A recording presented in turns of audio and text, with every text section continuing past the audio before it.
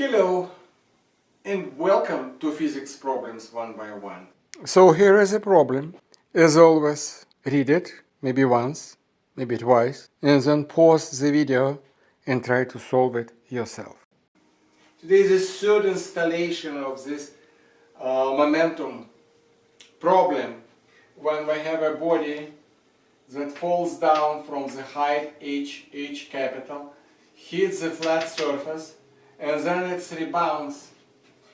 Previous two installations were ideal extreme cases.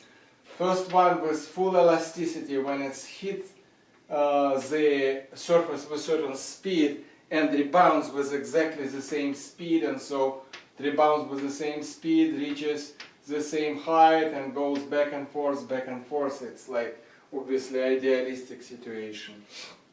Second situation was totally, completely inelastic collision when this thing was coming to the bottom and stopping, sticking to the bottom, another extreme.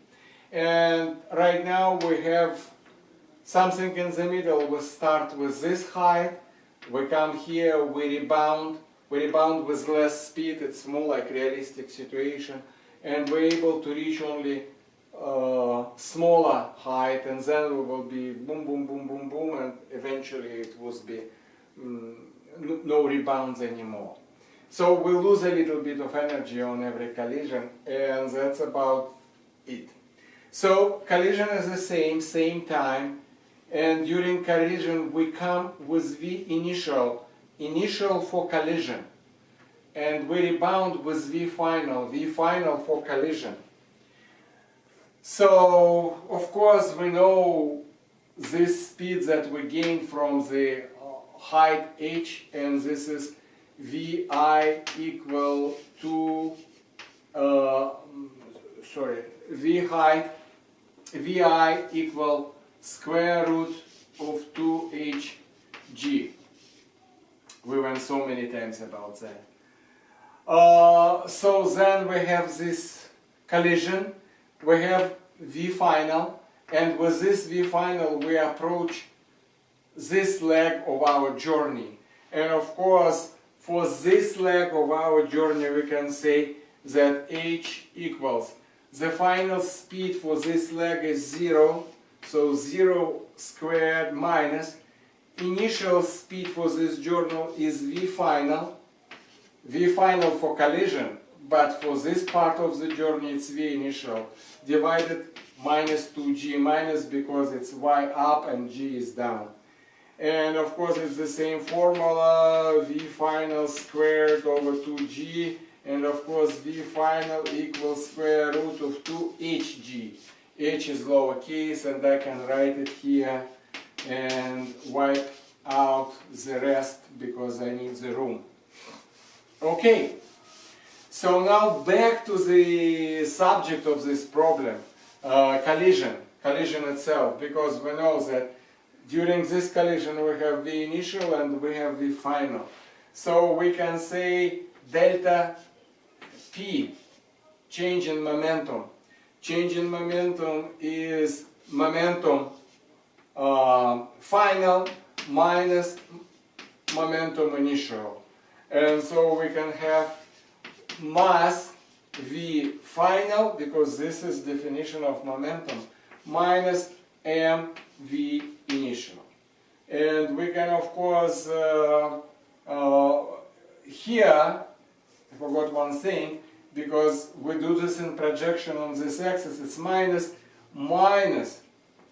mv initial.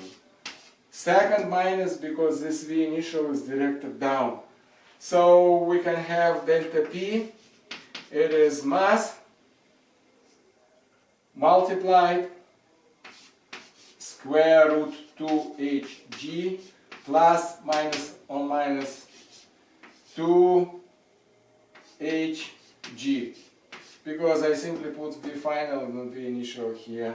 And of course we know that delta P we now know, and if we divide it over delta T it would be the force that acts on the body during this collision. But the body knows only two things that it's communicating or interacting with. The first is gravity, and another one is reaction from the surface. So it's n average plus mg. Why it is plus mg? Because in reality, of course, I have to put minus mg.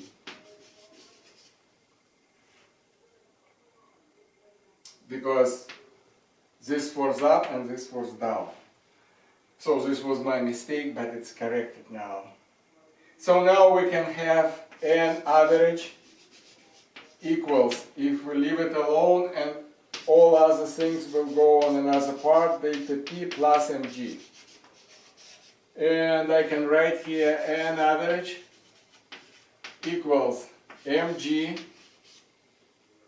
plus, let's move it, plus delta p is this mass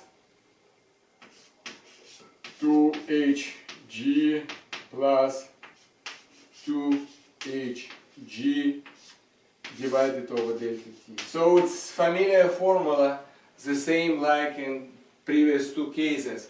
Only in the very first case this h was the same like this h. So it was two of those. It was the biggest bracket.